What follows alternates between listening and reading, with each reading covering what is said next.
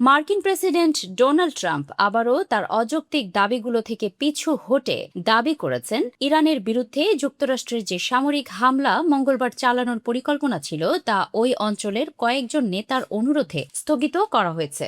ট্রাম্পের দাবি, কাতারের আমির, সৌদি আরবের যুবরাজ মোহাম্মদ বিন সালমান ও সংযুক্ত আরব আমিরাতের প্রেসিডেন্ট মোহাম্মদ বিন জায়েদ আমাকে ইরানের বিরুদ্ধে হামলা স্থগিত করার অনুরোধ জানিয়েছেন। দাবি অনুযায়ী এই অনুরোধের কারণ হল ইরান ইস্যুতে গুরুত্বপূর্ণ আলোচনা চলমান থাকা। ট্রাম্প আবারও দাবি করেন, সম্ভাব্য যে কোনো চুক্তির লক্ষ্য হল ইরান যেন পারমাণবিক অস্ত্র অর্জন করতে না পারে তা নিশ্চিত করা। তবে ট্রাম্প সতর্ক করে বলেন, যদি গ্রহণযোগ্য কোনো সমঝোতা না হয় তাহলে যে কোনো মুহূর্তে পূর্ণ মাত্রার বৃহৎ সামরিক হামলা চালানোর জন্য প্রস্তুত থাকতে নির্দেশ দেওয়া হয়েছে। তার দাবি, তিনি মার্কিন যুদ্ধমন্ত্রী পিট হেগসেথ, জয়েন্ট চিফস অফ স্টাফের প্রধান এবং মার্কিন বাহিনীকে নির্দেশ দিয়েছেন যেন আগামীকালের হামলা না চালানো হয়। এছাড়া যদি কোনো চুক্তি না হয় তাহলে যুক্তরাষ্ট্রের সেনাবাহিনীকে যে কোনো মুহূর্তে ইরানের বিরুদ্ধে বিস্তৃত হামলা শুরু করার জন্য প্রস্তুত থাকতে হবে।